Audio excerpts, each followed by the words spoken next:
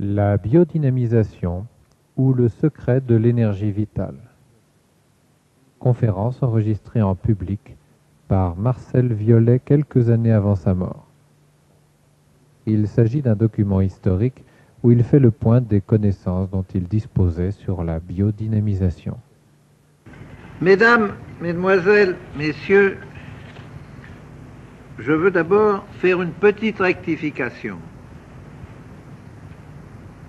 Si j'ai été un des éléments principaux de la découverte dont je vais vous entretenir, je n'en ai pas été le seul artisan. Cette découverte a pris naissance lors des travaux qu'à la section scientifique de l'armée, à laquelle j'avais l'honneur d'appartenir, nous nous livrions avant la dernière guerre et où j'avais l'honneur d'être le collègue de grands savants comme René Barthélemy, l'homme à qui nous devons le radar et la télévision, à des polytechniciens comme Christian Beau et Rabu, à des médecins presque universellement connus comme le médecin général Morel, et c'est l'association de tous ces grands esprits à la recherche de quelque chose de nouveau qui a conduit à cette découverte. Évidemment, je m'y suis attelé, j'ai travaillé, et petit à petit, nous l'avons vu sortir des limbes. Elle apparaissait tellement extraordinaire qu'un jour, le grand René Barthélemy disait à ses collègues à l'Institut: « Je me demande si nous ne nous trouvons pas en présence de la plus grande invention du siècle. » Je répète, le mot invention est mal placé. Ce n'est pas une invention, c'est une découverte. Ce n'est pas la même chose. Nous avions eu la chance, dans nos recherches, de découvrir quelque chose que d'autres avaient pressenti, qui m'ont montré la voie, et notamment Sabatier, actuellement à un âge où il aurait dû être à la retraite depuis beaucoup de temps, et qui, comme moi, est encore sur le tas. Sabatier est encore à la direction de la section technique de l'armée, malgré son grand âge, et si vous le rencontriez, vous n'auriez pas l'impression que vous êtes en présence d'un homme de 75 ans. Quelle est donc cette découverte? Eh bien, voici. Nous vivons actuellement à une époque où nous voyons apparaître toutes sortes de choses extrêmement inquiétantes que n'ont pas connues nos grands-parents. Si vous plantez des pommes de terre, elles ont des maladies, elles noircissent dedans, on vous parle de mildiou, d'autres maladies. Si vous plantez du colza, il a lui aussi des maladies que n'ont pas connues nos grands-pères. Nous avons dans le bétail également des épizooties difficilement décelables, et nous avons chez les humains des phénomènes inquiétants. La durée de la vie humaine, la durée moyenne de la vie humaine a progressé régulièrement jusqu'en 1959. Je dis la durée moyenne, car la durée maximum de la vie humaine est loin d'avoir progressé. Pour 30 millions d'habitants, au temps de Napoléon Ier, il y avait au moins 2 douzaines de Français connus ayant 115 ans. Actuellement, avec un nombre d'habitants presque le double, le doyen des Français doit tourner autour de 105 ans. Pourquoi cette diminution? Pourquoi depuis 3 ans, même la durée moyenne de la vie humaine, qui a augmenté considérablement du fait des progrès incontestables de la médecine, de l'hygiène et de la chirurgie, est-elle en train de redescendre l'éperon qu'elle avait tracé? C'est qu'apparaissent une nouvelle famille, dois-je dire de maladies, disons de phénomènes, qui sont des dégénérescences des carences qui ne sont pas à proprement parler des maladies, mais qui viennent diminuer le potentiel humain et faire que l'homme résiste mal. Car en effet, pour qu'il y ait maladie, il faut qu'il y ait deux choses, et ça vous le voyez tous les jours. Quand une épidémie apparaît, de grippe ou d'autre chose, à Paris, nous prenons le métro, l'autobus, c'est-à-dire que tous ceux qui mettent le pied hors de chez eux récoltent dans la journée 10 fois ce qu'il faut pour attraper la grippe ou l'épidémie qui circule. Cependant, 10, 15 ou au maximum 20% de la population tombe malade. Pourquoi? Parce que les autres avaient un terrain, une autodéfense, un tonus tel que la maladie a dû reculer. Elle a attaqué, il y a eu attaque, mais il y a eu l'autodéfense a vaincu l'attaque. Prenons un exemple où nous avons des preuves extrêmement précises. Les accidentés de la voie publique à Paris sont de toutes conditions, de tous âges. Quand on fait l'autopsie, on trouve actuellement que moins de 4% sont indemnes au point de vue pulmonaire. C'est-à-dire que 96% présentent des lésions de tuberculose actives ou cicatrisées, mais montrent qu'ils ont été touchés. Sur ces 96%, vous en avez au moins 60 qui vous jureraient de la plus parfaite bonne foi qu'ils n'ont jamais eu la moindre attaque de tuberculose. Et cependant, ils l'ont eu, mais ne l'ont pas soupçonné. Ils n'ont pas eu les signes cliniques, ils n'ont pas été malades, et ils ne se doutent pas qu'ils étaient touchés. Or, nous nous trouvons en présence donc de guérisons spontanées. Tous ces gens-là ont eu des attaques de tuberculose pulmonaire, et c'est bien une guérison spontanée qui les en a guéris. Ça ouvre tout de suite notre esprit sur certains horizons, et il faut savoir tirer les déductions qui s'imposent. Donc, pour qu'il y ait maladie au sens médical du mot, il faut deux choses, et la maladie est un produit de ces deux facteurs. Il faut une attaque définie, n'est-ce pas? Et il faut un terrain qui permette à cette attaque définie de s'installer. S'il n'y a pas le terrain apte à laisser l'attaque se développer, elle est condamnée à l'échec. Il y a donc des individus qui ne peuvent pas tomber malades. Et j'ai la prétention maintenant d'être un de ces individus. Mais je ne suis pas tout seul, c'est que j'ai tous mes cobayes d'expérience.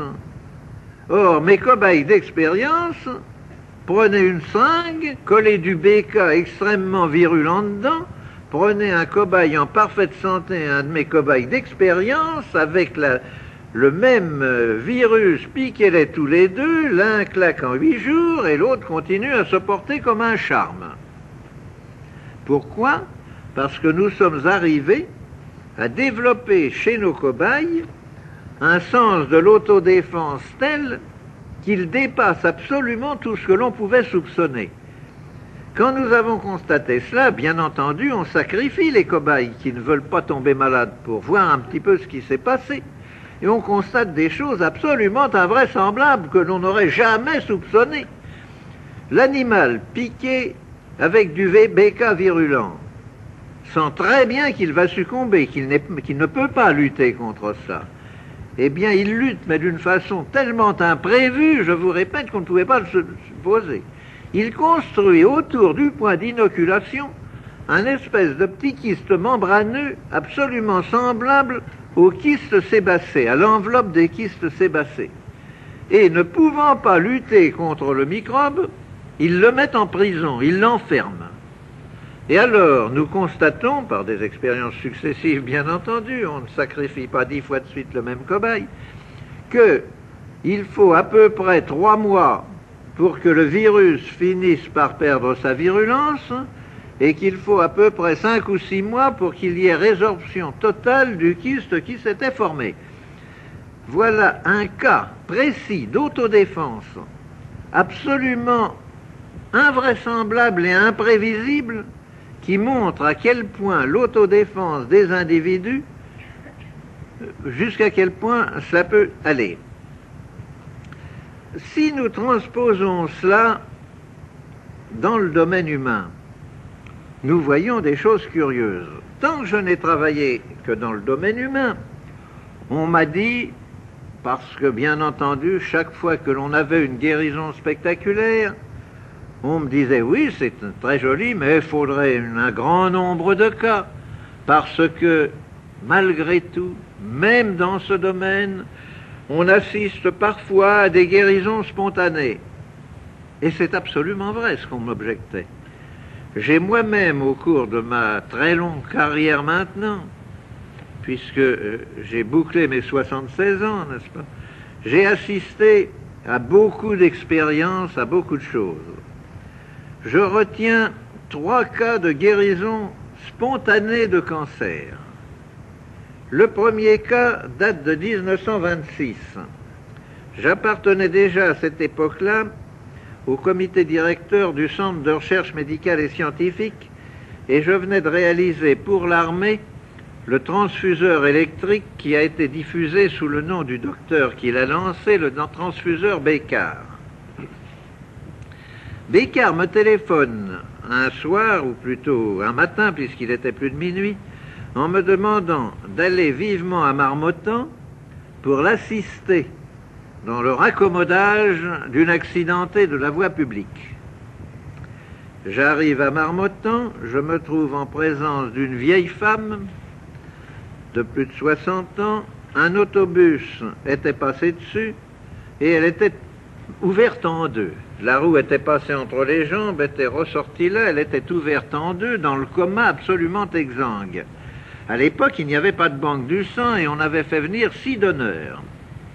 Et Bécard me dit, je crois que je vous ai dérangé pour rien, car regardez. Et nous nous trouvons en présence d'un volumineux cancer de l'utérus, et les médecins présents disent, elle en avait pour 2 mois. Eh bien, il n'y a qu'à la laisser, elle est dans le coma, c'est pas la peine de travailler dessus. Les donneurs qui étaient là commençaient à grogner en disant tout de même, on nous a dérangé pour rien, pas d'indemnité. Enfin, finalement, les médecins se décident et on raccommode cette brave femme. Je mets en route le transfuseur et je fais passer l'un après l'autre les 6 donneurs. Remarquez en passant, car c'est très important, que nous ne connaissions pas les sangs des différentes classes et qu'on lui a fourré le sang de 6 personnes et qu'il y avait les plus grandes chances pour qu'il y en ait là-dedans qui ne soient pas du tout du même signe qu'elle. Toujours est-il que je suis rentré chez moi et que 2 mois et demi ou 3 mois après, je reçois un autre coup de téléphone de Bécard me disant « J'ai quelque chose de très intéressant à vous montrer, venez donc déjeuner avec moi ». J'y vais. En traversant son salon d'attente, je ne fais pas la moindre attention à une vieille dame qui était assise sur un canapé et j'entre dans le bureau de Bécard qui me dit « Vous avez vu la dame qui est là ?» Je lui dis « Non, je n'ai pas fait attention ». Il me dit, vous la connaissez bien, voyons. Oh, je dis non, ça certainement pas. Il me dit, mais si, c'est celle pour laquelle je vous ai fait venir à Marmottan il y a 2 mois et demi. Oh. Je lui dis, mais dites donc, docteur, vanité et fragilité des diagnostics médicaux, qu'est-ce que vous m'avez dit à Marmottan? Elle me dit oui. Mais écoutez, me dit-il, vous avez beau pas être médecin, Violet, vous avez tout de même des connaissances suffisantes, et vous avez des yeux. Vous avez vu, comme nous tous, le cancer qu'avait cette femme-là. Ah, j'ai dit oui, j'ai vu, il était visible, il était gros comme la tête d'un enfant. Et alors? Eh bien, il me dit, il n'y est plus. Mais elle a eu une opération, quelque chose, elle n'a absolument rien eu. C'est le premier cas de régression de cancer auquel j'ai assisté au cours de ma carrière. Quelques années après, oh oui, même pas mal d'années après, un de mes camarades de promotion est atteint d'un cancer du rein. Coup de téléphone, Quand puis-je venir à Paris? Toi qui as des relations dans le monde médical, trouve-moi un bon chirurgien. Enfin, il vient à Paris. J'étais d'accord avec le chirurgien pour beaucoup de choses et j'ai assisté à l'opération. L'opération a consisté à ouvrir. Le chirurgien a eu un geste devant le spectacle qui s'est offert à ses yeux. Regardez, conciliabule, absolument inopérable. On a recousu. Mon camarade est resté une dizaine de jours à l'hôpital, à la clinique, et est rentré chez lui. Et 3 mois après, j'ai eu un coup de téléphone de lui, je ne bougeais pas, me disant de ces matins, je reçois la lettre bordée de noir. Un coup de téléphone de mon camarade me disant, oh, excuse-moi de t'avoir laissé, je suis impardonnable, mais je veux aller à Paris d'abord pour remercier le chirurgien et te remercier toi-même vraiment devant un pareil succès. Bon, rendez-vous est pris, je téléphone immédiatement au chirurgien qui me dit non, c'est pas vrai. Je lui dis voilà ce qu'on vient de me téléphoner, je ne l'ai pas vu. Oh, il me dit amenez-le-moi. Je le lui ai amené, réédition du premier cas que je vous ai indiqué. Et j'en ai eu un 3e semblable. Je n'ai pas besoin de vous le donner en détail. Par conséquent, il y a donc des cas où l'autodéfense du sujet, sous l'influence d'une action extérieure, qui n'est pas définie, remarquez, si elle était définie, nous saurions guérir le cancer, d'une action extérieure mal définie, amène la régression et la disparition de tumeurs considérées comme inguérissables. Si vous admettez que l'autodéfense dans ces cas mal définis peut arriver à ces guérisons spontanées de choses inexplicables, il faut bien admettre tout de même que pour des maladies moins graves ou plus courantes, la chose est également possible. Or, tout ce que nous faisons, et que j'ai voulu vous mettre tout de suite dans le sujet, tout ce que nous faisons n'a d'autre but que d'agir sur l'autodéfense du sujet. Pas autre chose. Ce que nous avons découvert, ce qui était pressenti par Sabatier, c'est qu'il y a, au-delà des vibrations des 3 familles de vibrations connues et explorées, la première famille, les vibrations de la matière, dont la fréquence atteint 10 puissance 4. La deuxième famille, les courants électriques, dont la fréquence peut atteindre 10 puissance 12. Et la troisième famille, les champs magnétiques, dont la fréquence peut atteindre 10 puissance 24. Il y a une 4e famille de vibrations que nous avons baptisées les ondes biologiques. Et là, sans faire de science, en faisant du gros bon sens, je vais vous dire, mais nous avons des sens. Est-ce que nous les avons bien expliqués tous, mon sens? Vous savez tous que votre oreille détecte les sons, c'est-à-dire une petite plage de la première famille des vibrations de la matière. Vous savez tous que votre toucher détecte les courants électriques. Cependant, pas plus que dans la première famille, l'oreille ne détecte tous les sons, car elle ne détecte ni les infra ni les ultrasons, qui vont cependant beaucoup plus loin, puisque pratiquement la gamme de détection va de 16 à 10 000, n'est-ce pas, et non pas à 10 puissance 4.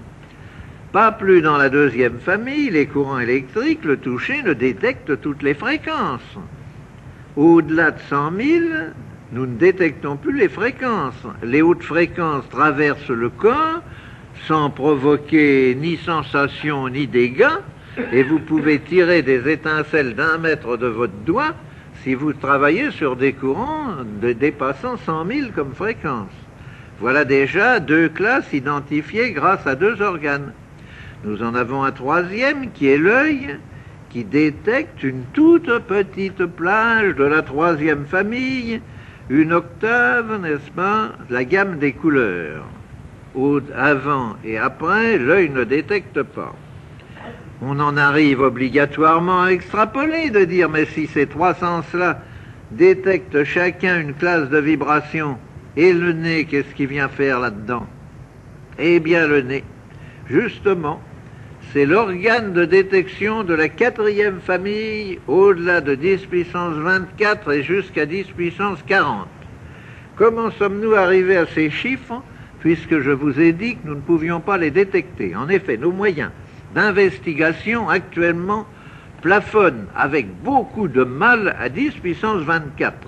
Et René Barthélemy, dont je vous parlais tout à l'heure, a passé 6 des derniers mois de sa vie à essayer de trouver le détecteur de la quatrième famille. Et il ne l'a pas trouvé et il n'est pas encore trouvé. Nous en mesurons les effets, mais nous ne pouvons pas les détecter autrement que par les effets.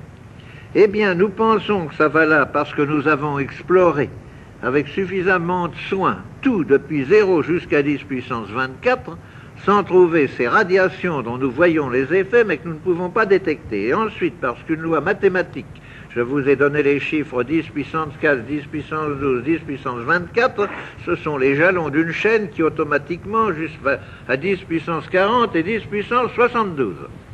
Il y a donc peut-être une cinquième famille d'ailleurs, mais nous n'en sommes pas là, nous ne sommes qu'à la quatrième. Et cette quatrième famille, c'est incontestablement, ce sont les ondes vitales, ce sont les ondes qui sont à la base de la vie. Vous me direz, c'est très joli de proférer une semblable affirmation. Est-ce que vous pouvez le démontrer? Eh bien oui, justement, c'est que nous l'avons démontré en laboratoire. Et nous ne nous prenons pas du tout pour des illuminés ou pour des envoyés de Dieu en disant que nous avons créé de la vie dans de la matière inerte. Nous avons refait en laboratoire ce qui s'est passé sur le globe alors qu'il se refroidissait petit à petit et que la vie n'était pas apparue. Nous avons mis en ampoule de l'eau de mer, filtrée avec le plus grand soin, stérilisée avec le plus grand soin par tous les moyens connus, et ces ampoules traitées, au bout d'un temps d'ailleurs très long, puisqu'il n'est jamais inférieur à 72 heures, nous avons vu apparaître dans ces ampoules des filaments, des points noirs, des nuages, et tout ceci, analysé, cultivé, s'est révélé être les filaments des chaînes de levure, les points noirs des spores de champignons et les nuages gélatineux de la matière vivante. Par conséquent, nous disons, la preuve est faite. Nous savons maintenant qu'il existe des ondes qui sont à la base même de la vie. Comment peut-on les utiliser? Je me suis décidé, j'ai mis très longtemps à me décider, parce qu'évidemment, quand on dit des choses aussi étranges que celles que je viens de vous dire, on passe ou pour un fou ou pour un charlatan. J'ai la chance en France d'être suffisamment connu, d'appartenir à suffisamment d'organismes officiels, à des commissions interministérielles, à des commissions techniques, etc., pour que, lorsque je mets ma signature en bas d'un rapport, on ne dise pas que c'est l'œuvre d'un fou ou d'un charlatan. Et puis, je suis vieux, il peut m'arriver un accident, malgré que je ne me sois jamais senti aussi jeune et en aussi bonne santé, il peut m'arriver un accident, je n'ai pas voulu courir le risque que tous ces travaux disparaissent. Le danger, s'il existe, et qu'un autre, plus heureux que moi, trouve un jour l'homologue, soit de l'électroscope à feuille d'or, soit du tube à limaille de Branly, c'est-à-dire le moyen de détection directe et immédiate de ces ondes, et s'approprie la découverte. Eh bien, mon Dieu, je vous dirais que je ne leur doute pas. Actuellement, où nous en sommes, si cette chose arrive à s'imposer, c'est un tel bouleversement dans l'humanité, car jusqu'à présent, nous n'avons pas découvert avec ça le moyen de tuer les hommes, figurez-vous. Nous n'avons trouvé que le moyen de les guérir. Et c'est tellement exceptionnel à notre époque, où chaque découverte se double immédiatement d'un moyen de destruction, c'est tellement anormal que j'ai pensé que le risque valait d'être couru. Nous en sommes donc là. Mais si vous voulez bien réfléchir, vous trouvez dans la nature toutes sortes de points d'appui, on m'en apporte tous les jours.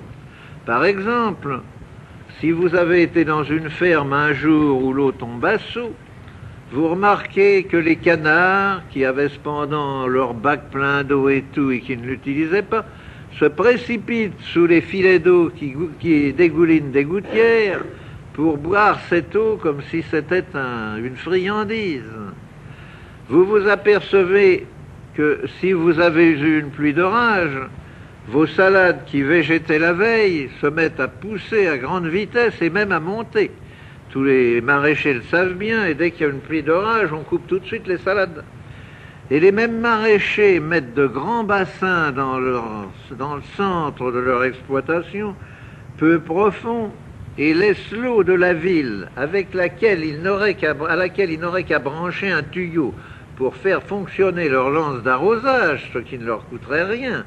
Ils laissent l'eau séjourner là-dedans 2 ou 3 jours avant d'amener la motopompe à essence ou électrique pour la puiser et l'arroser. Pourquoi? Parce qu'ils savent que cette eau qui a subi une exposition a acquis par cette exposition des qualités qu'elle n'avait pas, des qualités vitales. J'ai fait l'expérience suivante, qui a d'ailleurs, je travaille un peu avec Jean Rostand, qui a d'ailleurs profondément troublé Jean Rostand. J'ai fabriqué environ 2 litres d'eau en faisant brûler de l'hydrogène au bout d'un tube d'hydrogène, en recueillant la vapeur dans un serpentin refroidi pour faire de l'eau synthétique. Dans cette eau synthétique que j'avais mis dans un cristallisoire, j'ai déposé un tétard. Le tétard a eu une brusque détente de ses 4 membres et s'est immobilisé mort. Oh. On m'a dit, c'est parce que votre eau n'est pas aérée. J'ai dit, je vais refaire la même expérience et nous verrons après. J'ai fait bouillir de l'eau pour qu'elle ne soit pas aérée, je l'ai fait refroidir et j'ai mis un tétard bien vivant dedans. Il ne s'est pas détendu d'un seul coup, il a mis 5 minutes à mourir asphyxié. Donc ce n'était pas la même chose. Alors j'ai aéré mon eau synthétique et j'ai remis un 3e tétard dedans. Il est mort exactement, instantanément comme le premier. Alors j'ai mis mon eau synthétique dans un ballon de verre, je l'ai scellé à la flamme et je l'ai posé sur mon balcon, où il est resté un peu plus d'1 mois, c'était d'ailleurs l'été. Au bout d'1 mois, j'ai cassé la pointe, j'ai reversé l'eau dans un cristallisoire et j'ai mis un tétard dedans, puis 2, puis 3, et tout ça, ça a frétillé, ça a prospéré admirablement. Donc, mon eau synthétique, qui tuait tout, qui était une eau de mort, après une exposition dans un ballon scellé, simplement aux radiations lumineuses et autres, vous allez voir pourquoi tout à l'heure je dis et autres, est devenue une eau vitale, entretenant parfaitement la vie. J'ai commencé toute une série d'expérimentations sur les différentes couleurs du spectre. Et au cours d'une expérience que l'on aurait dit ratée, interrompue par un coup de téléphone intempestif, au cours de laquelle j'avais recouvert mes préparations d'une peau de cobaye tendue sur un cadre, j'ai constaté des choses invraisemblables. Quand je dirigeais un rayon lumineux sur une petite collection de microbes qui me servait d'expérience dans des petites chambres humides pour voir les effets, et vous savez qu'il y a des microbes qui aiment l'oxygène, d'autres qui ne l'aiment pas, qui fuient, n'est-ce pas? Pour voir les effets du rayon lumineux sur les microbes, eh bien par exemple, disons qu'un rayon qui semblait les attirer vers un brin d'algue du fait des phénomènes de photosynthèse que le rayon lumineux provoquait sur le brin d'algue, quand j'ai arrêté le rayon lumineux, il fuyait. J'en ai tiré la conclusion qui s'impose. Il y avait donc associé au rayon lumineux un rayon pénétrant, puisqu'il traversait la peau de cobaye tendue, dont l'action était brutale, marquée de sens contraire à l'action initiale, c'est-à-dire dont la somme algébrique avait changé de sens. On a refait l'expérience et il a bien fallu constater qu'en effet ça se passait comme ça. Alors je suis allé à l'Académie des sciences, où j'ai de nombreux amis, et j'ai dit je voudrais que vous me donniez toute la documentation concernant la lumière polarisée. Oh, on m'a apporté un impressionnant paquet de volumes. Et je me suis mis à chercher si quelqu'un avait eu un jour l'idée, tout le monde avait eu l'idée, bien entendu, de travailler sur le rayon initial et sur le rayon réfléchi. Oh, ça, il y avait une documentation fantastique. Personne n'avait jamais eu l'idée de rechercher si derrière le rayon lumineux initial, en prolongement de celui-ci et ayant traversé le miroir ou le corps opaque, il n'y avait pas quelque chose qui continuait. Eh bien, il y a quelque chose qui continue. Et ce quelque chose qui continue fait partie justement des radiations dont nous venons de parler. Et c'est probablement, nous en tirons dans ce moment en culture, j'ai une très grande ferme expérimentale, n'est-ce pas? Nous commençons à expliquer beaucoup des légendes dont certaines ont un fond très sérieux de vérité sur l'action de la Lune sur les végétaux. Car la Lune n'est autre chose qu'un miroir, sa lumière est polarisée, et ce n'est pas du tout ce qu'elle reçoit du Soleil qu'elle vous renvoie, c'est tout autre chose. Ceci dit en passant.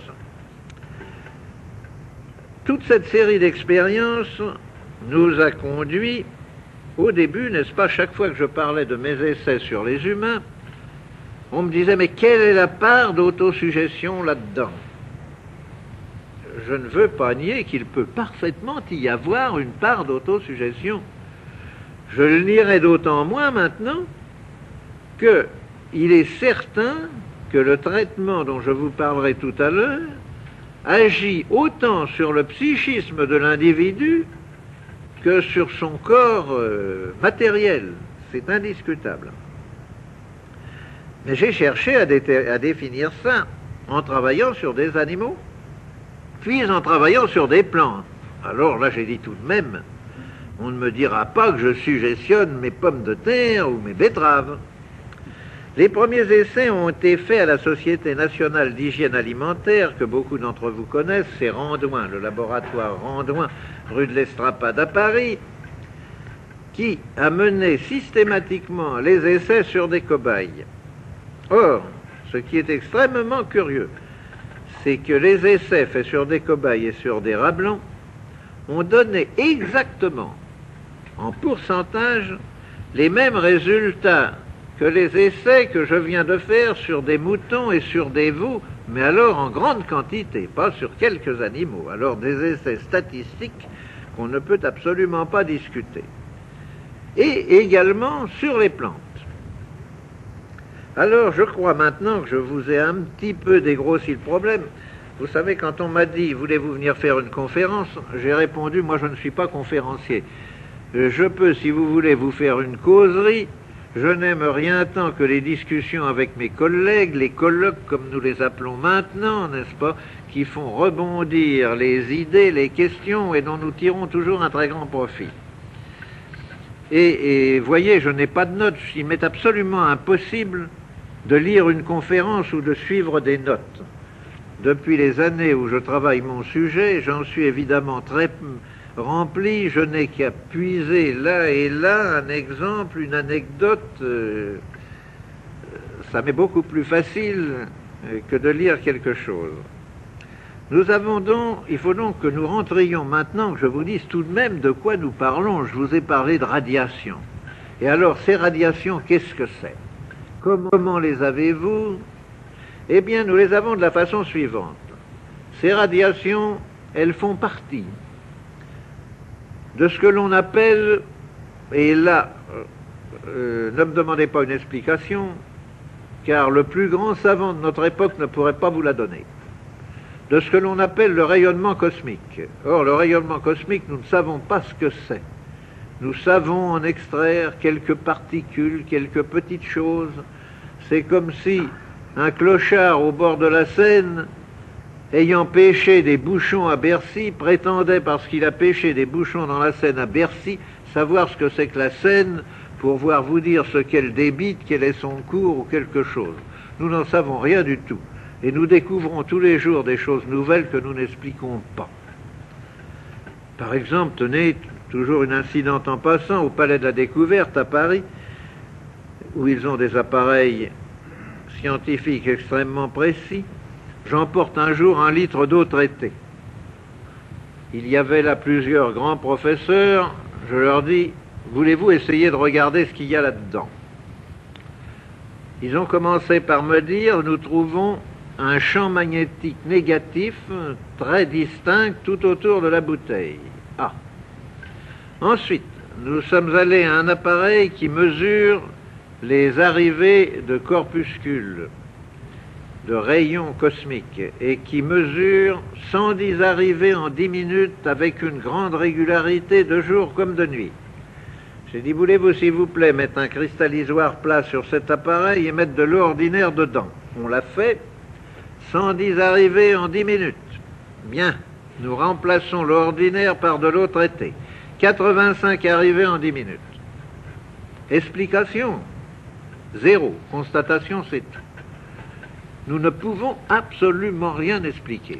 C'est d'ailleurs excessivement fréquent que nous ne puissions rien expliquer dans ce domaine.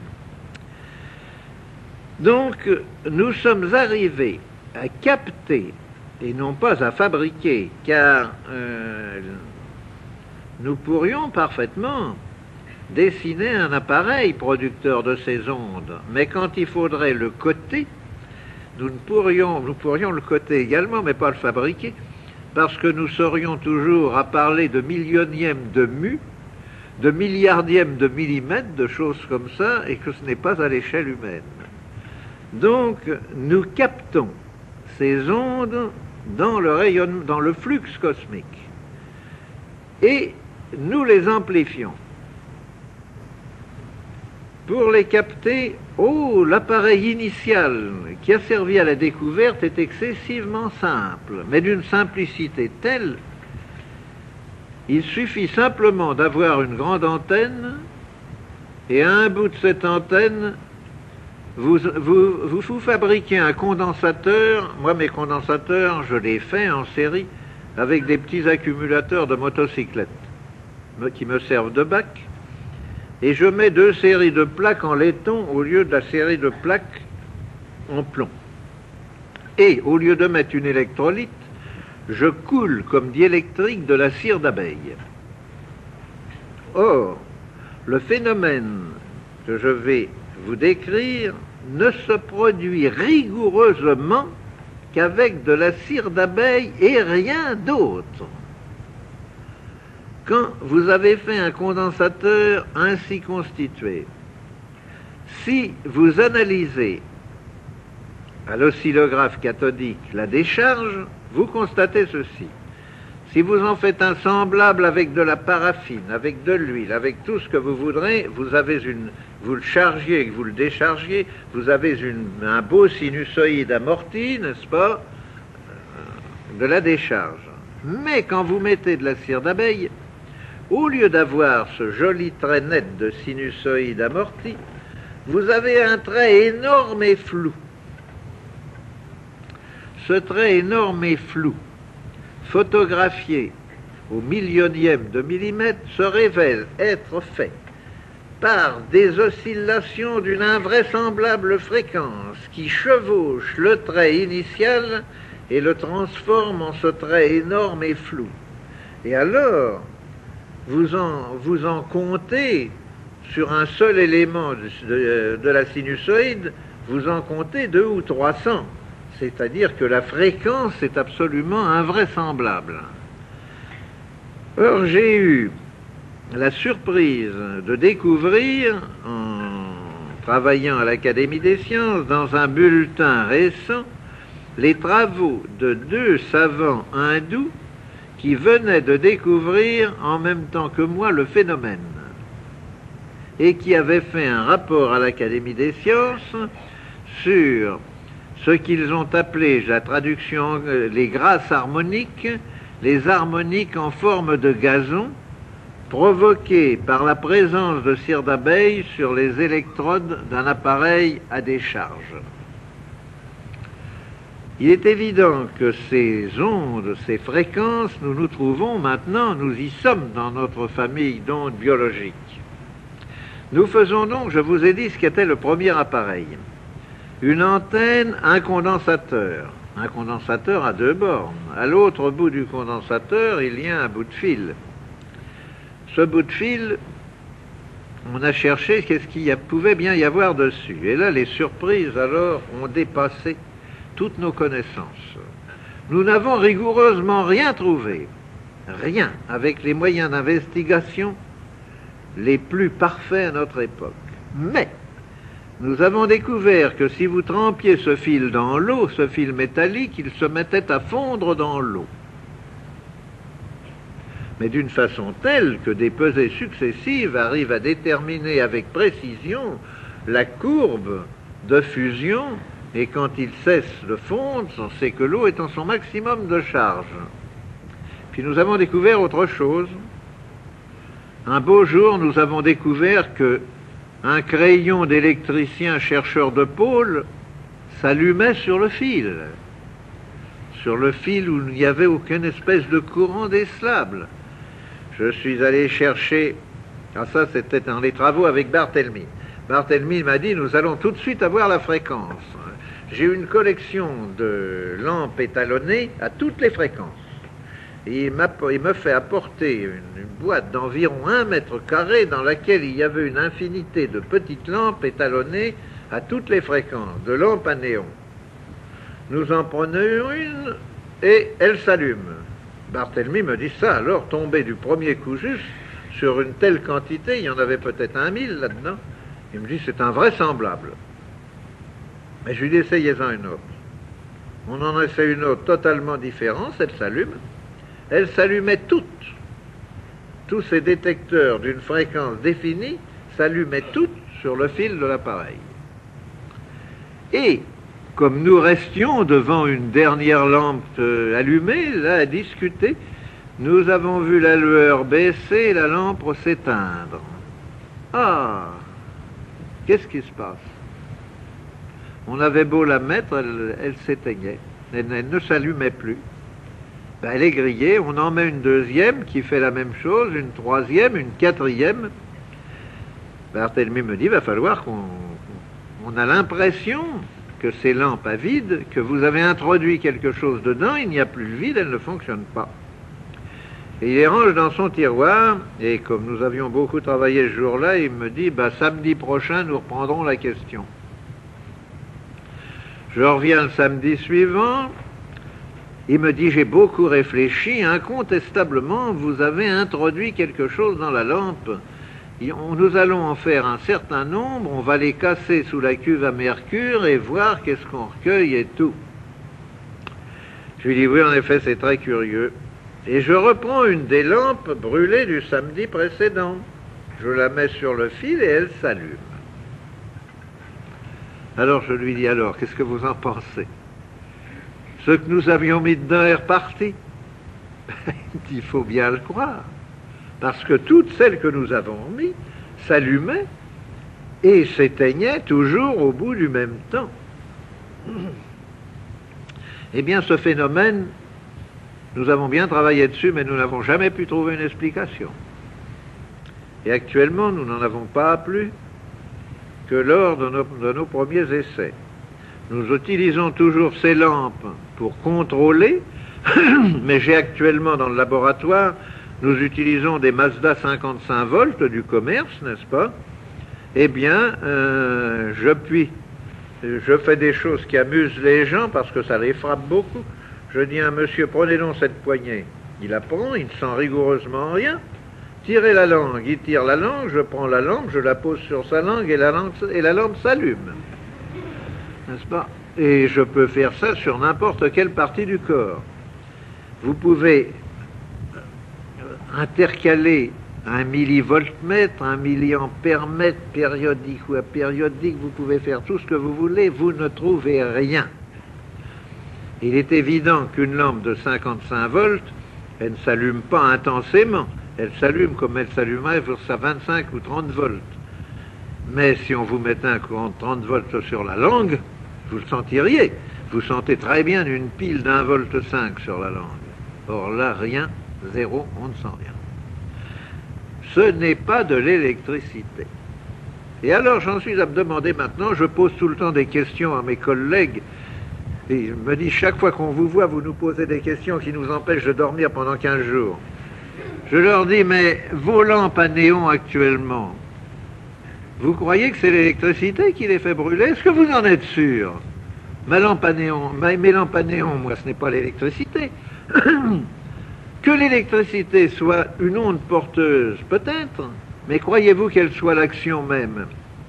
Là-dessus, nous avons fait toutes sortes d'essais extrêmement complexes, et nous sommes arrivés à avoir les mêmes résultats que l'électricité, alors qu'il n'y avait plus du tout d'électricité, comme d'allumer des moteurs d'automobile, par exemple.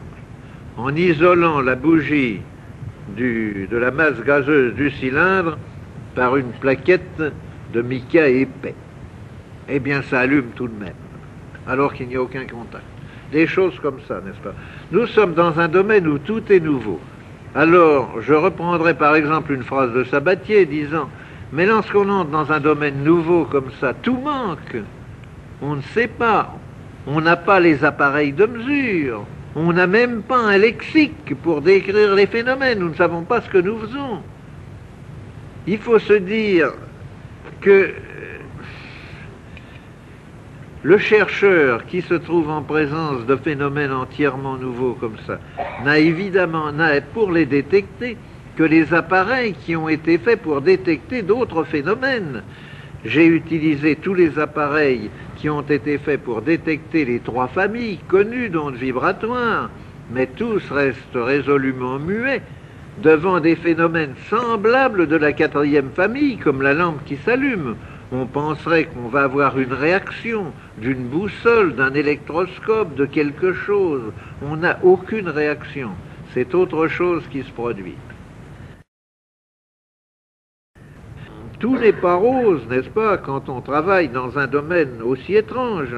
Je me souviens d'un samedi, puisque c'est surtout le samedi que je travaillais avec René Barthélemy, où René Barthélemy, après toute une matinée où nous avions accumulé des résultats qui n'étaient pas ceux que nous cherchions, me dit, écoutez Violet, arrêtons, aujourd'hui j'en ai assez, j'ai la tête comme ça.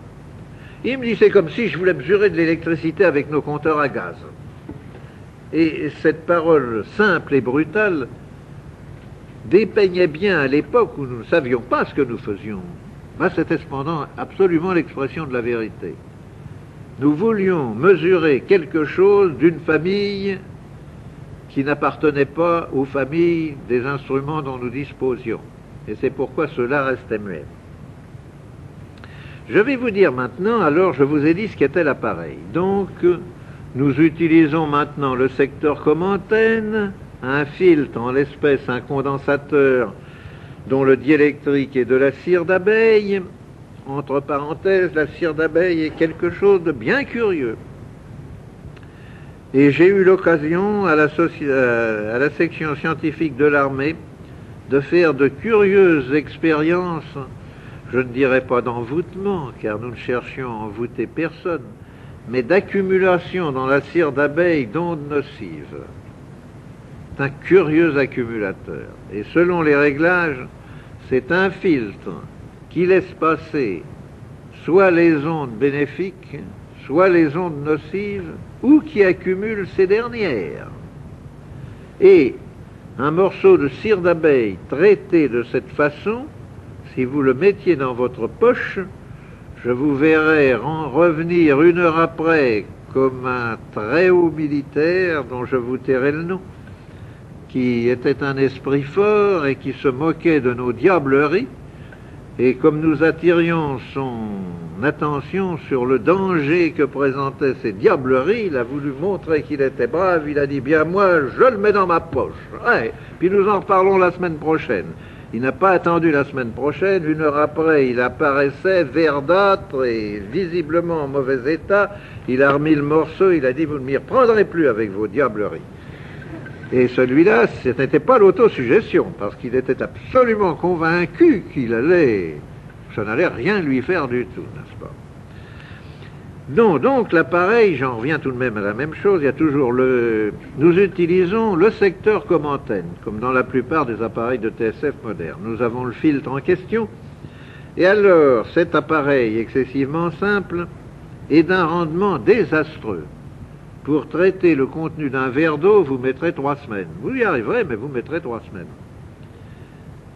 Il fallait trouver un accélérateur.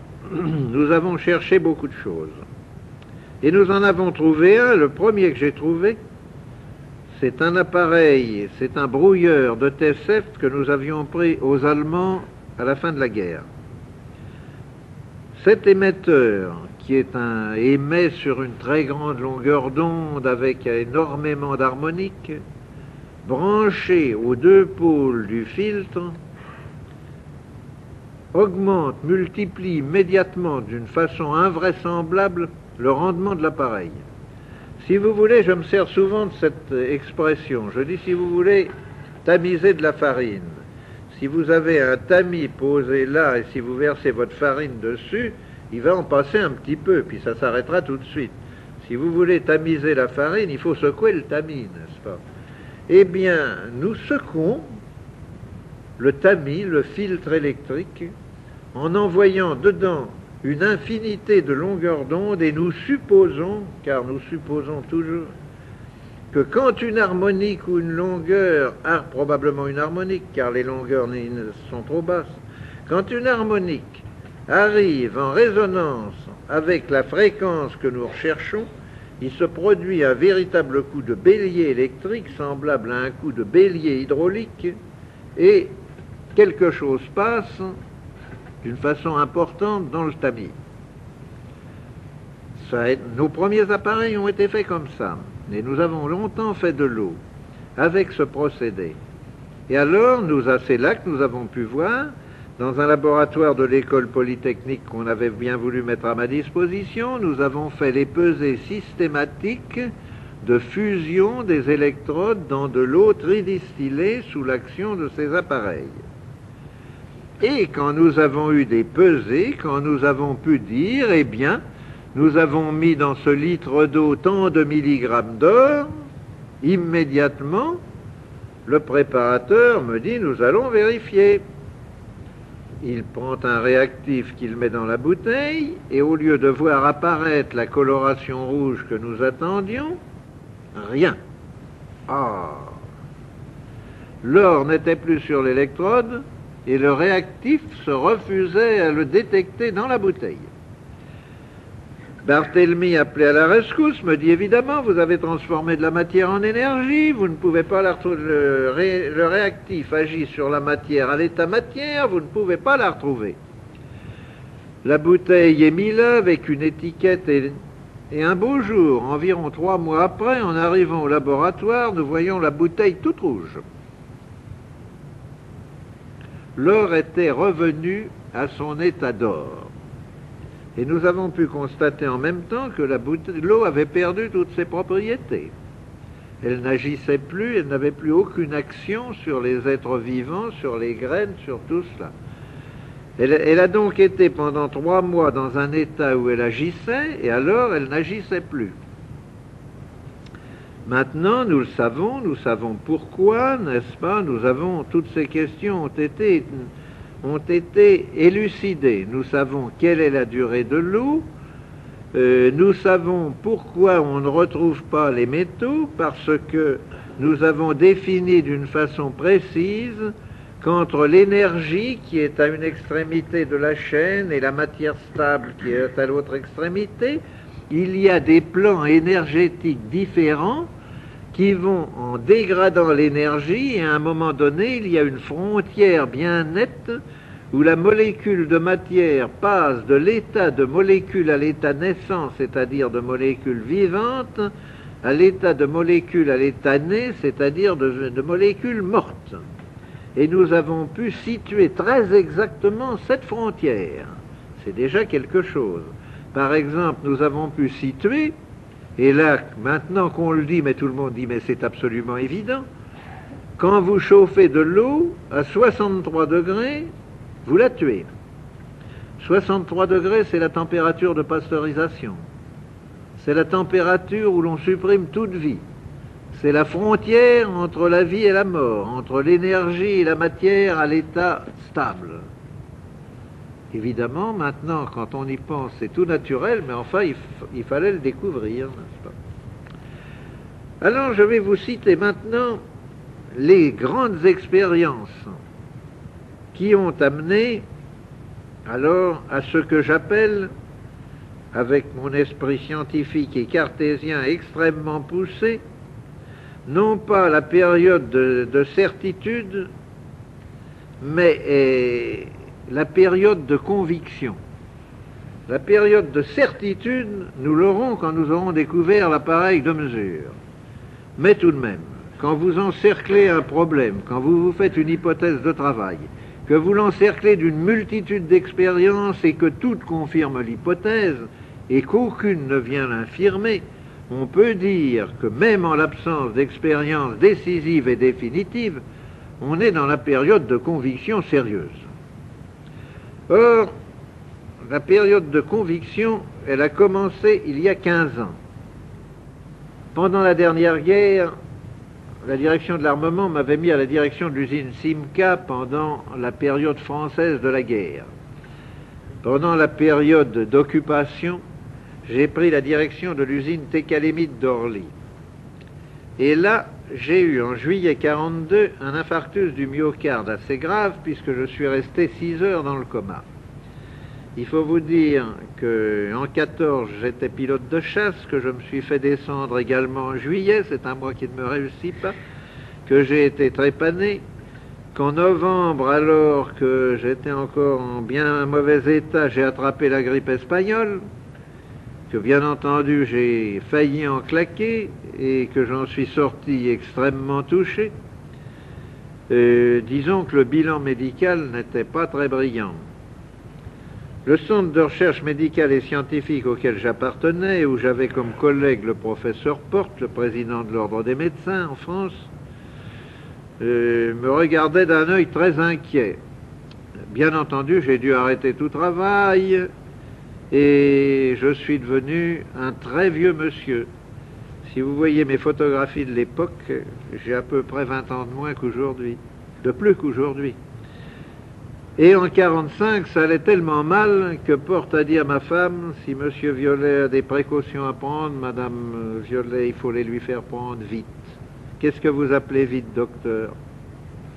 2 mois, peut-être 3. Or, à l'époque, j'avais déjà constaté que cette eau avait une action indiscutablement tonique sur les organismes vivants. Mais quand j'ai parlé à des médecins de faire des essais, ils ont levé les bras au ciel, en me disant « Ouh, pensez-vous que nous allons utiliser ça? Vous nous dites vous-même que vous êtes à des fréquences au-delà des rayons X. Or, vous savez ce qu'ont donné les séquelles des rayons X, n'est-ce pas? Il faut faire toutes sortes d'essais avant parce qu'on ne sait pas et tout. Mais moi qui voyais très bien où j'en étais, j'ai dit les séquelles, ça peut intéresser d'autres, les résultats, retardement, ça peut intéresser d'autres. Moi, actuellement, ça ne m'intéresse pas, tant pis. Je risque le paquet. Et je me suis mis à boire de cette eau d'une façon d'ailleurs absolument déraisonnable. Le résultat est absolument stupéfiant. 4 à 5 mois après, je ne présentais plus la moindre trace de l'infarctus du myocarde. Je n'avais même pas dans les diagrammes ce qu'on appelle la cicatrice de l'infarctus. Et quand je suis rentré à Paris et que je suis allé voir Porte, qui avait pris la précaution avant de me laisser tenter l'expérience de me prendre des radios, toutes sortes de contrôles et tout, et qu'on a superposé mes radios à celles prises 5 mois avant, on a eu la stupéfaction de constater que certaines choses considérées comme impossibles actuellement médicalement s'étaient produites. Par exemple, que l'aorte déroulée, spiralée que j'avais 5 mois auparavant s'était presque complètement reconstituée. Et actuellement, j'ai une aorte normale. Et si je montre à un docteur mes radios de 45, il me dira c'est pas vous. Et cependant, il y a certains détails d'accidents osseux de ma carrière, de ma longue carrière sportive, qui montrent que c'est cependant bien le même individu, qu'il n'y a aucune contestation possible. Alors nous avons commencé à essayer. C'est là que l'on a craint, on m'a dit oui, mais vous êtes un vieux bonhomme, quels sont les... Est-ce qu'il ne va pas y avoir des mutations génétiques et tout cela? C'est là que nous avons commencé à élever des cobayes, les enfants, et puis les enfants des enfants des enfants, et nous sommes arrivés à la 7e génération. Quand nous avons eu la certitude qu'il n'y avait pas de mutation génétique, j'ai dit, vous allez me débarrasser le labo de tous ces cobayes. Nous avons offert aux laboratoires qui les achètent des cobayes en leur disant, contrairement à ce qu'on vous offre habituellement, ce n'est pas du cobaye qui vient juste d'arriver à l'âge adulte, il y en a, mais il y en a des vieux qui se portent admirablement, que nous avons élevés pour faire des recherches sur les modifications génétiques. Ça ne fait rien, ça va très bien. 15 jours à 3 semaines après, tous les cobayes rentraient, on ne peut pas faire d'expérience avec, on ne peut pas les rendre malades. C'est là que nous avons découvert l'histoire que je vous ai racontée tout à l'heure, de la piqûre qui ne rend pas le cobaye malade, et que nous avons découvert toute l'histoire. Et puis les essais ont continué. On a fait des essais chez Randouin, sur des rats, sur des cobayes. Tous les résultats ont été publiés. Et puis un jour, un docteur m'a dit, moi je risque le paquet. Cet homme-là, je vais vous dire son nom parce l'humanité lui doit quelque chose d'énorme. Sans lui, ça ne se serait pas développé comme ça. C'est le docteur Ghislain, le député maire de Roubaix, médecin-chef de l'hôpital de la Fraternité à Roubaix, qui est le plus grand hôpital de France. Il m'a dit, envoyez-moi vos appareils, il n'y a qu'un moyen de savoir si vraiment vous ne vous trompez pas. Nous allons mettre tout l'hôpital pendant 6 mois au régime de votre eau.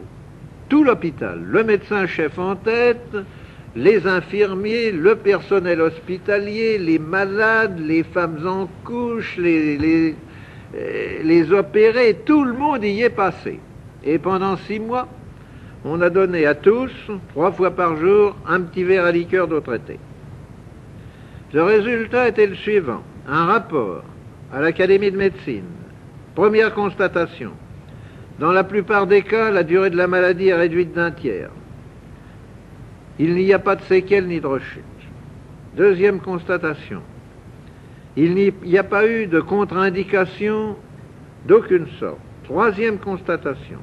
Le personnel non malade, le psychisme du personnel non malade a évolué de façon curieuse et les réclamations dont nous étions continuellement assaillis ont disparu à la fin du 2e mois.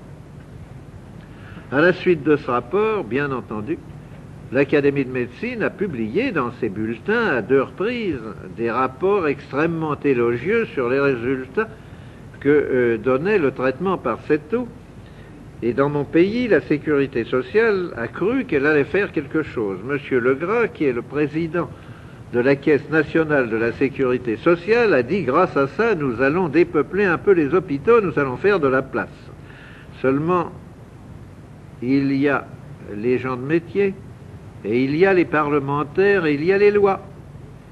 L'Académie de médecine a commis l'erreur, qui nous sert à nous, de mettre à la fin de son rapport que cette eau n'avait aucune contre-indication, aucun effet spécifique, qu'elle agissait uniquement en éveillant dans l'organisme un processus d'autodéfense qui n'existait pas auparavant, et que par conséquent, elle ne saurait être considérée comme un médicament. Alors là-dessus, étant donné les lois qui nous régissent, on m'a dit, mais monsieur, la sécurité sociale ne peut pas rembourser votre eau. Ce n'est pas un médicament. Alors, la Caisse nationale de la sécurité sociale demande à corps et à cri que l'eau soit diffusée. Les sécurités qui ne sont pas d'État, comme les chemins de fer par exemple, se sont empressés de rembourser l'eau et de la préconiser, en disant grâce à cela nous faisons des économies considérables. Les grands organismes se sont empressés de faire la même chose, mais la sécurité sociale reste impavide et ne veut rien savoir. Obtenez un visa. Tant que vous n'aurez pas de visa, vous ne serez pas remboursé. Je ne peux pas obtenir de visa. Pour avoir un visa, il faut que je donne la composition chimique. Or, si vous faites analyser de l'eau en période d'utilisation, c'est-à-dire ayant moins de 3 à 4 mois, vous ne trouverez rigoureusement rien. On vous dira c'est de l'eau pure, il n'y a rien là-dedans. Il faut attendre qu'elle ait passé sa période d'activité pour que vous puissiez alors, avec des analyses chimiques, détecter les oligo-éléments qui sont contenus dedans, mais dont l'action est très secondaire, car c'est son état vibratoire, sa charge de radiation vitale qui lui donne son action réelle. Les oligo-éléments ne sont qu'un complément, une orientation de l'eau. Si vous voulez, 75% d'effet général et 25% d'effet orienté. Cet effet orienté étant d'ailleurs parfaitement mesurable dans certaines maladies bien définies. Et alors nous avons fait, donc je vais entrer maintenant dans mes fameux essais sur les légumes, sur les pommes de terre, sur les animaux et tout, parce que là on ne peut pas me dire qu'il s'agit d'autosuggestion. Le précédent ministre de l'Agriculture a fait mettre à ma disposition une ferme de 450 hectares, située à Allainville-au-Bois, entre Ablire en Bouillet et Étampes. Ferme de grande culture appartenant au maire du pays, M. Laurent. Par exemple, il a 740 brebis, pour vous donner une idée du volume des essais que nous faisons. Nous avons fait les essais suivants. Parlons d'abord des essais sur les légumes. Nous avons fait, par exemple, des essais sur des champs d'orge, de blé, de toutes sortes de choses, toujours de la même façon. Dans un champ bien homogène, ayant par exemple 35 ou 40 hectares, on le divise en 3 bandes, il a été labouré, fumé, préparé de la même façon, et on ensemence ces 3 bandes avec les mêmes semences dont l'une a subi un trempage d'une nuit dans de l'eau préalablement traitée par moi. C'est tout. Et on attend pour voir ce qui va se passer. On voit que la partie traitée lève beaucoup plus vite que les autres parties. S'il y a un orage, on voit que la partie traitée ne verse pas alors que les autres parties versent. Et puis, à la récolte, on voit que l'on obtient tant dans celle-ci, tant dans celle-là, que la densité et ceci, enfin, on fait des mesures. Je vais vous donner quelques chiffres. Mais ça, ce n'est pas le plus intéressant, je vous le dis tout de suite. C'est intéressant, mais ce n'est pas le plus intéressant, je le garde pour la fin. Même essai sur des betteraves. Nous en faisons 90 hectares. 3 morceaux de 30 hectares. Les mêmes ouvriers, toutes choses rigoureusement semblables. L'année a été excellente pour la betterave. Et les terres sont de tout premier ordre. D'ailleurs, les chiffres que je vais vous donner vont vous l'indiquer. Dans le premier morceau, dans les 30 hectares premiers, nous avons fait 80 témoins, dans lesquels je ne suis pas intervenu.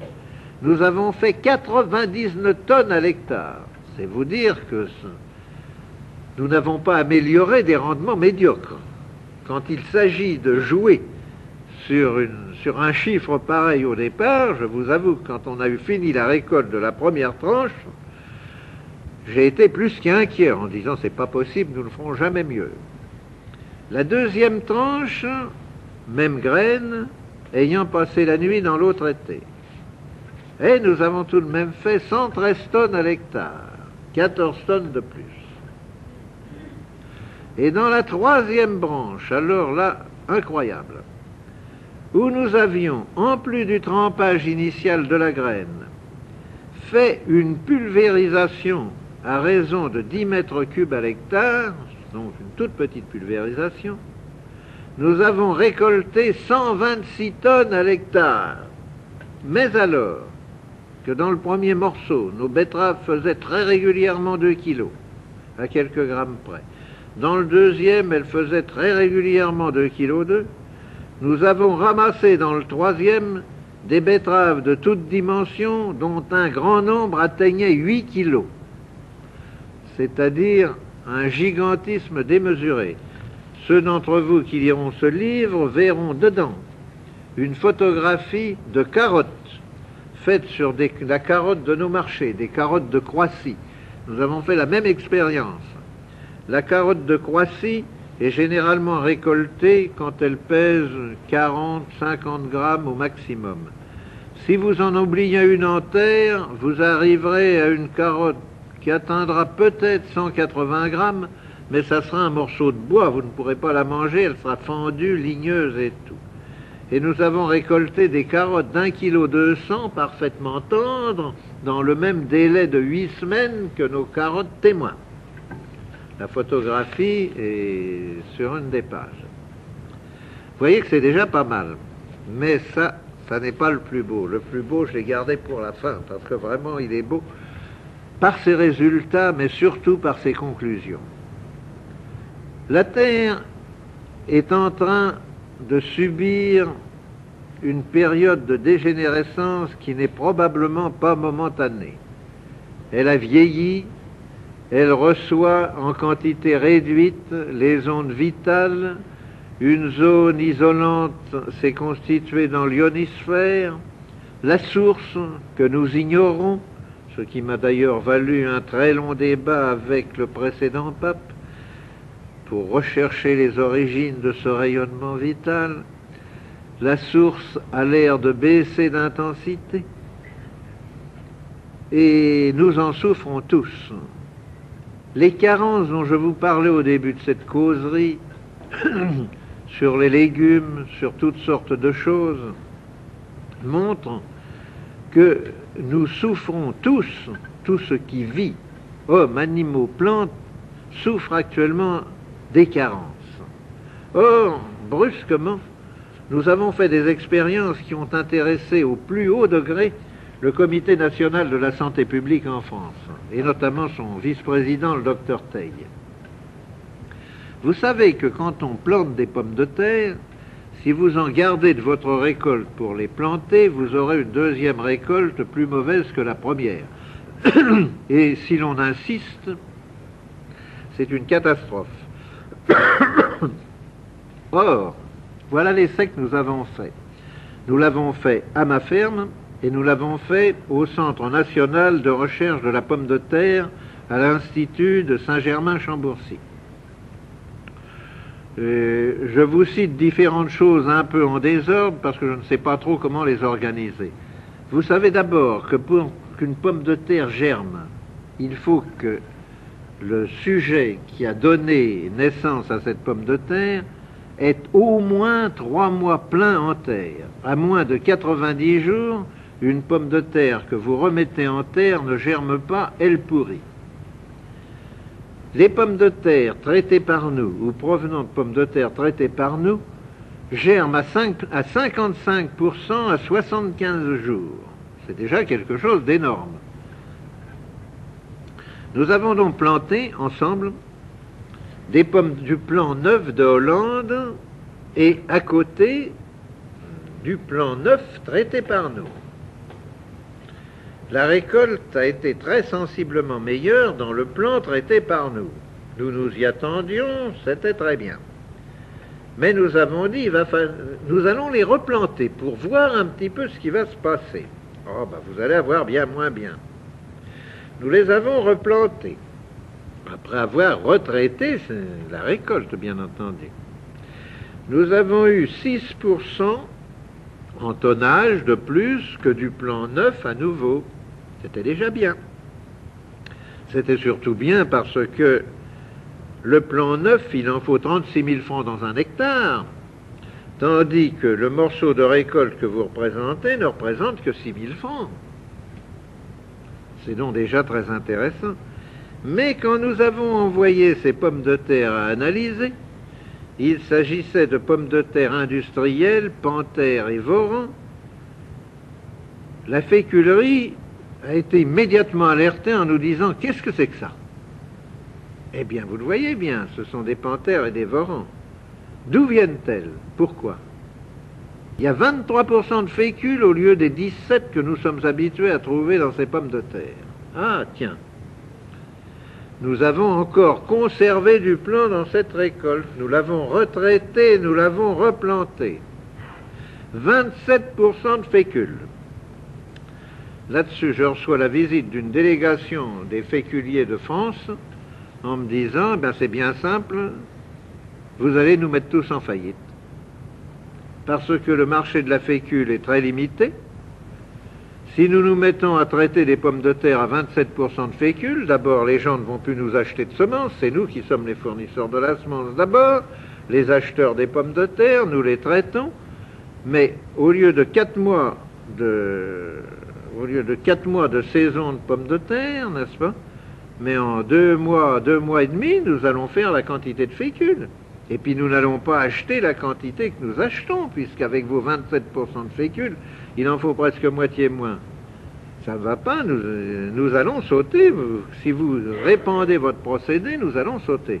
J'ai dit, vous n'allez pas sauter parce que vous faites le raisonnement que tout le monde a fait chaque fois qu'il y a eu l'apparition d'un progrès, qu'on fait les tisserands de Lyon quand le métier mécanique est apparu. Or, il y a actuellement 3 ou 4 fois plus de tisserands que quand il y avait le métier à main, n'est-ce pas? Chaque fois qu'une nouveauté apparaît, évidemment, elle bouleverse les états de choses. Il faut évoluer, il faut se reconvertir.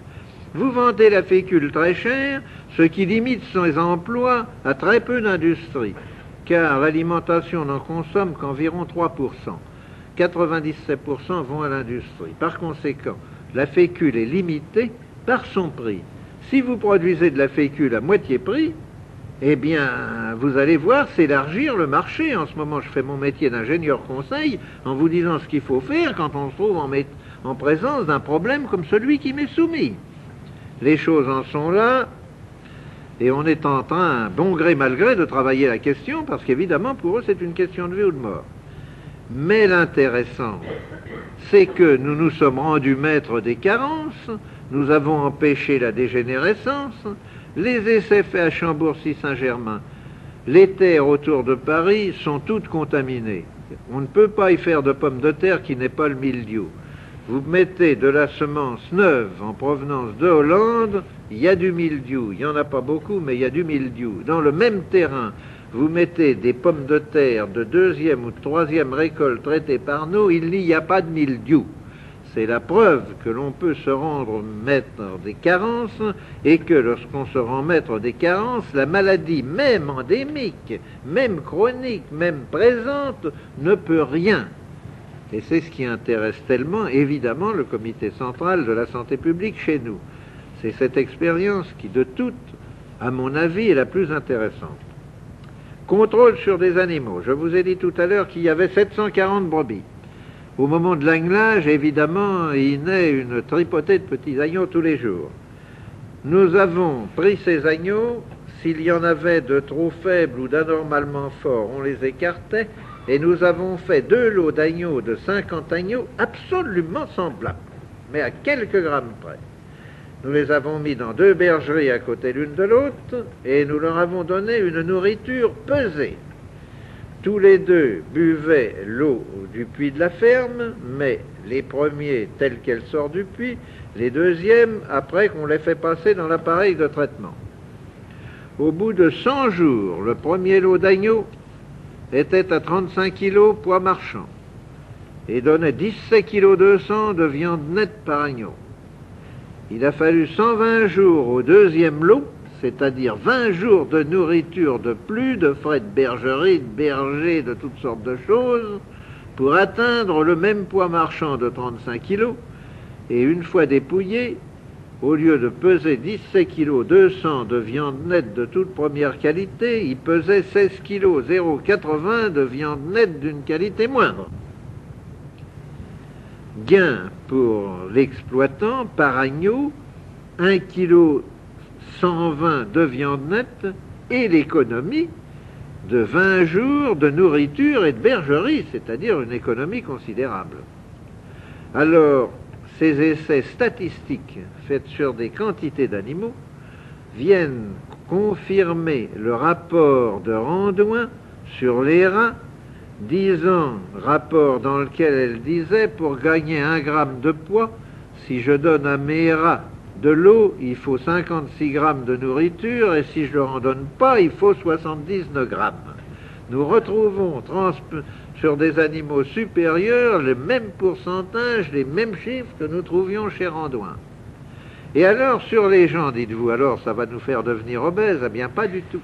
C'est que sur les gens, ça n'a pas du tout cette action-là. Ça ne modifie pas en apparence votre appétit, mais ça accélère le moment où vous êtes rassasié.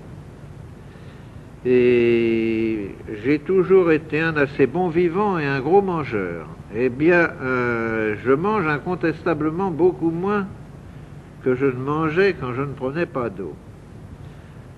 Un très grand docteur de Paris m'a dit un jour, je vais faire un essai. J'ai une occasion unique. J'ai un couple, la femme pèse 108 kilos, le mari, lui, il est à 47. Alors évidemment, je vais essayer quelque chose. Je vous les envoie, donnez-leur de votre eau, que nous voyions ce que ça fait. D'abord, il a fallu dépenser énormément de salive pour leur faire comprendre qu'ils devaient boire l'eau tous les deux de la même bouteille. Le mari me disait comme un leitmotiv, mais si ça fait maigrir ma femme, moi ça va être une catastrophe pour moi.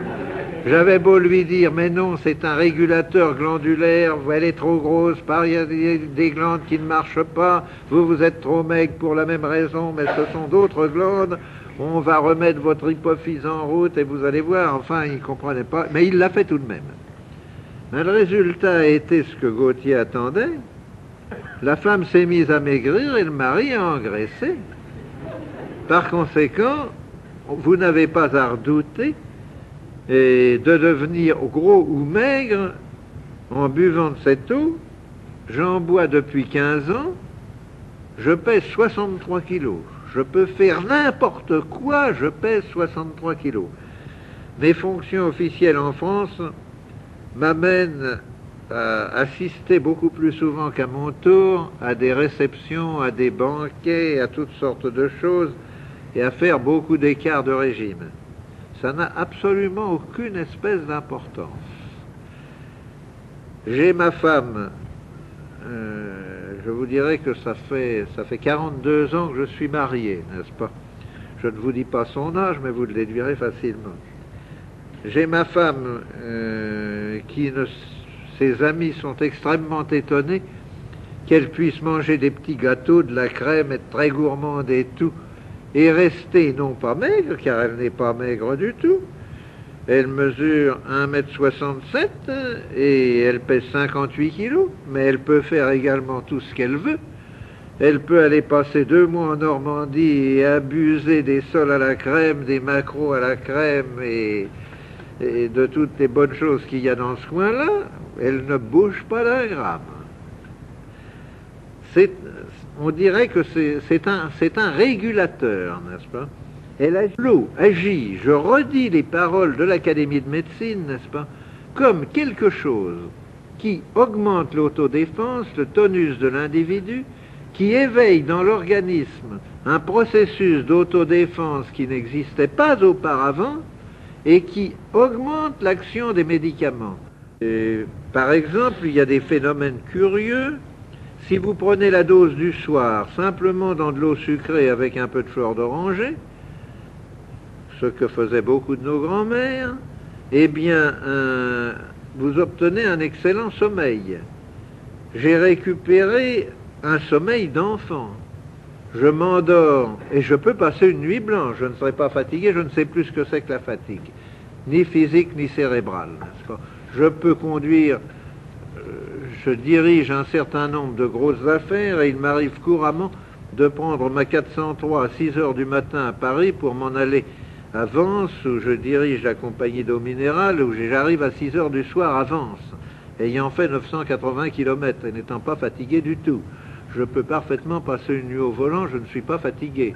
Si je me couche à l'heure habituelle, à 10 heures, je serai endormi et je me réveillerai à 7h moins 5 avec une régularité splendide. Alors que j'avais perdu le sommeil, évidemment, ce qui était normal, j'étais fatigué quand le soir arrivait, la dernière bouchée, je tombais sur le lit, Je me réveillais à minuit et demi, je me retournais pendant 3 heures avant de me rendormir, et à 7 heures du matin, quand le réveil sonnait, je commençais par discuter avec moi-même, savoir s'il n'y avait pas moyen de gagner encore un bon moment à rester couché. Maintenant, à 7h moins 5, je suis réveillé, frais et dispo, avec envie de me lever, et pas du tout envie de rester couché. Si je cesse de prendre de l'eau pendant plus de 15 jours ou 3 semaines, je commence à retrouver mon âge. Alors, comme nous sommes fâchés depuis 15 ans, que j'ai pas envie de le revoir, je reprends vivement de l'eau. Si quelqu'un se portant bien boit de l'eau, qu'est-ce qu'il ressent? Au début, rien. Ensuite, la seule chose qu'il ressentira, c'est une diminution de la fatigue, soit physique, soit cérébrale, et une certaine sensation d'euphorie, de mieux-être. La parole du médecin général Morel dans une communication à l'Académie de médecine, où il citait un certain nombre de cas, il disait « Et puis tous les malades que j'ai soignés avec l'aide de ce traitement sont devenus des gens souriants. » Eh bien, c'est absolument vrai. Passons à la dernière phase des effets sur l'homme, le rajeunissement. Pas plus que vous ne vous apercevez que vous vieillissez d'un mois à l'autre, vous ne vous apercevrez que vous avez cessé de vieillir. Il n'y a que si vous prenez l'eau d'une façon régulière, et n'étant pas un médicament, étant un aliment énergétique qui combat les carences qui sont de tous les jours, de toutes les heures, il faut prendre de l'eau d'une façon régulière. Quand il y a maladie, il faut en prendre 1 gramme par kilo d'individu et par jour. Quand il n'y a pas maladie ou quand la maladie est passée, il faut en prendre le tiers de cela, ça suffit largement. Actuellement, j'en prends 1 petit verre à liqueur le matin depuis déjà plusieurs années et c'est tout. Et j'ai vraiment l'impression qu'il m'est impossible de tomber malade. Maintenant, il peut y avoir n'importe quoi, je suis sûr que je ne tomberai pas malade, n'est-ce pas? Et au point de vue vieillissement, ben mon Dieu, nous ne l'avons aperçu qu'à la longue, l'histoire du vieillissement. Nous ne l'avons aperçu qu'à la longue quand je me suis aperçu, après plusieurs années, que je récupérais des fonctions disparues, que je pouvais faire un certain nombre de choses que je ne pouvais plus faire, que la longueur des trajets que je pouvais faire en voiture s'allongeait avant que la fatigue se fasse sentir. Ça n'a qu'à la longue, et alors où ça s'est bien senti, c'est lorsque beaucoup d'anciens élèves de Polytechnique se sont donné le mot et se sont mis à prendre systématiquement et régulièrement de l'eau, et que dans un déjeuner ou dans un dîner de promotion, on reconnaissait immédiatement ceux qui prenaient de l'eau violet et ceux qui n'en prenaient pas. Vous avez eu récemment la visite d'un très grand professeur de l'Académie de Montpellier, n'est-ce pas, de la faculté de Montpellier. Eh bien, si Pêche était à côté de moi et que vous nous demandiez nos âges respectifs, je crois que vous vous feriez un écart d'au moins 20 ans et vous vous tromperiez dans le mauvais sens, n'est-ce pas? Et ça, c'est fréquent, ça apparaît. Maintenant, moi je suis des arts et métiers de Lille. Eh bien, nous avons aux arts et métiers notre président Ramas, qui n'est pas un président Soliveau. Il a 93 ans et il préside nos déjeuners, nos dîners, nos réunions, n'est-ce pas? Et si vous lui demandez le secret de sa longévité, il vous répondra, voyez, Violet. Et nous en avons un certain nombre comme ça, beaux, que vous connaissez. Et donc, pour terminer, ne croyez pas que c'est un médicament, que c'est une panacée universelle. Ce n'est pas un médicament du tout. Mais on me dit, vous nous dites que ça guérit tout. Eh bien, disons que ça aide à la guérison de tout, si vous voulez. Ça guérit tout parce que ça ne guérit rien. J'en reviens toujours à la définition de l'Académie de médecine, car elle est tellement exacte qu'on ne peut rien y rajouter, rien y enlever. J'y ajoute ce que je vous ai dit en commençant. Pour qu'il y ait maladie, il faut 2 facteurs. Une attaque et un terrain. L'attaque, ça n'est pas mon affaire, c'est l'affaire du médecin. Le terrain, c'est mon affaire. Si vous arrivez à mettre le terrain dans une situation telle qu'il devrait être normalement, les attaques ne peuvent plus se produire, ou si elles se produisent, elles régressent. Je suis comme vous, il m'arrive quand je prends le métro d'attraper la grippe.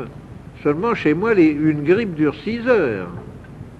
Ça ne va pas plus loin. Ce jour-là, j'ajoute à mon petit verre du matin, eh bien, j'ajoute un deuxième verre à midi et un troisième le soir, et 1 ou 2 comprimés de produits antigrippines, et puis c'est fini, le lendemain, je n'ai plus la grippe. J'ai été attaqué, mais j'ai surmonté l'attaque. J'ai, de ma longue carrière sportive, j'ai le squelette démoli d'un peu partout, n'est-ce pas? Et j'étais sujet à des crises de sciatique effroyables. Mais alors, j'ai vu me rouler sur le lit à se demander si je n'allais pas me jeter par la fenêtre, malgré des piqûres. On a tout essayé, les piqûres intrarachidiennes, tout ce qu'on peut essayer. Ça durait 4 ou 5 jours, c'était effroyable. Maintenant, dès que ça commence, dès que je sens la crise venir, nous fabriquons d'autres produits clos qui ont exactement le même effet, car ce ne sont que des supports de radiation. Il n'y a aucun médicament dedans, ce sont des produits naturels, il n'y a que des supports de radiation. Je me fais vivement une friction avec une lotion, et c'est fini. Jamais la crise de sciatique ne s'est développée, et un quart d'heure après, elle est disparue. Un essai que vous pouvez faire très facilement, c'est sur la migraine. Vous n'avez qu'à vous frotter le front avec de la lotion ou avec de la crème, je vous garantis de la façon la plus absolue que vous n'aurez plus la migraine un quart d'heure après, n'est-ce pas? Ça, l'essai est excessivement facile à faire. Et vous voyez ce que l'on peut tirer de cette technique. Je ne voudrais pas que certains d'entre vous croient qu'après cela, je vous répète, qu'ils peuvent dire à leur médecin, on t'a assez vu. Non, non, non, non, non. Avant que vous soyez arrivé au point où j'en suis arrivé, moi j'ai 15 ans de traitement derrière moi, n'est-ce pas? Eh bien, je crois qu'il faut plusieurs années avant que l'on acquiert le degré d'immunité où je suis arrivé actuellement. Il faut des années. Vous ne l'acquierrez pas en 3 mois. Voilà dans les grandes lignes. Oh, je ne suis bien loin de vous avoir tout dit. Je vous dis, il faudrait parler des heures, et encore on n'aurait pas tout dit. Mais enfin, j'ai essayé dans cette causerie très à bâton rompu, vous avez pu vous en apercevoir, de vous donner une vague idée de ce que nous faisions, et de vous dire, si quelque chose ne va pas, mon Dieu, vous ne courez aucun risque, ça ne coûte pas cher, et vous verrez bien